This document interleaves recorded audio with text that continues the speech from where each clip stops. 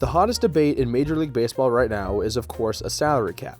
It has always been contentious, but with the immense spending done by the Dodgers, Mets, Phillies, Yankees, and Blue Jays, many feel that a salary cap is necessary to preserve the integrity of baseball and keep the game fair. And with the collective bargaining agreement between the MLBPA and the league expiring after 2026, a salary cap, or some version of it, might be making its way to baseball as soon as 2027. But would a salary cap alone actually do anything, and would it even happen?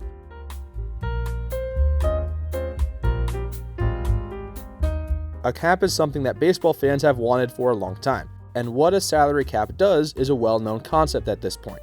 A salary cap would create a maximum amount of money a team can spend on its payroll in a given season.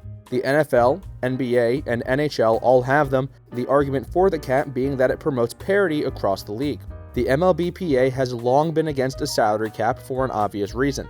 It would limit how much players can make. But also, the Players Union has said that a cap doesn't actually promote parity. Bruce Meyer, the deputy director of the Players Union, said in an interview with The Athletic, "Salary caps in other sports have not led to competitive balance. In fact, baseball, which is the only one of the four major sports that does not have a salary cap, actually has better competitive balance than the other sports. A salary cap punishes competition, punishes clubs that want to go out and acquire the best players and put the most exciting product on the field for fans. It gives owners who prefer not to compete an all-purpose excuse not to do so." However, fans don't care about limiting how much a player can make. They care about their team being able to win. And when only a small group of teams have the money to pay large contracts, issues arise. In baseball, the big market teams are spending money and the small market teams aren't. Specifically, the Los Angeles Dodgers. They have won 2 straight World Series titles and have handed out big contracts to everybody you can think of. Kyle Tucker, Edwin Diaz, Yoshinobu Yamamoto, Blake Snell, Tanner Scott, Teoscar Hernandez, and of course the big one, Shohei Ohtani.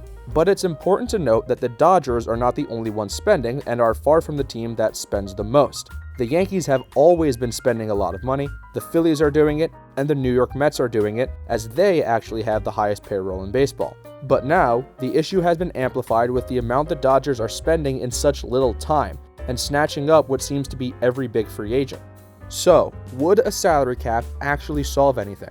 The problem for Major League Baseball, as many fans are realizing, is not just the lack of a cap, it's the lack of a floor. For example, the Miami Marlins and Pittsburgh Pirates have not been good in a long time. Bob Nutting, the owner of the Pirates, is notoriously cheap, focusing on making a profit rather than winning games. In December of 2025, the Pirates signed a free agent to a multi-year deal for the first time in a decade. The small market teams will often trade their best players for a plethora of prospects, and eventually trade them when it's time to pay them.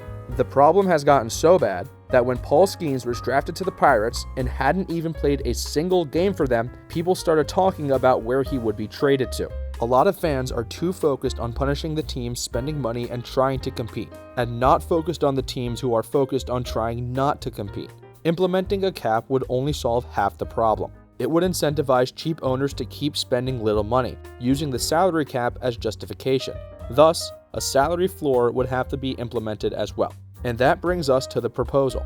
MLB submitted their first proposal to the players in late May, and here are the biggest points from it. A hard salary cap of $245.3 million, a salary floor of $171.2 million, a 50-50 split of league revenues between the owners and players, and equal sharing of local media revenues amongst clubs.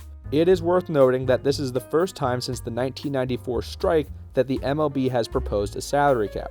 But will the players agree to this? They most certainly will not, at least these terms specifically. There will definitely be negotiations, and they will likely go on until after the CBA expires, and probably even after that date arrives in December of 2026.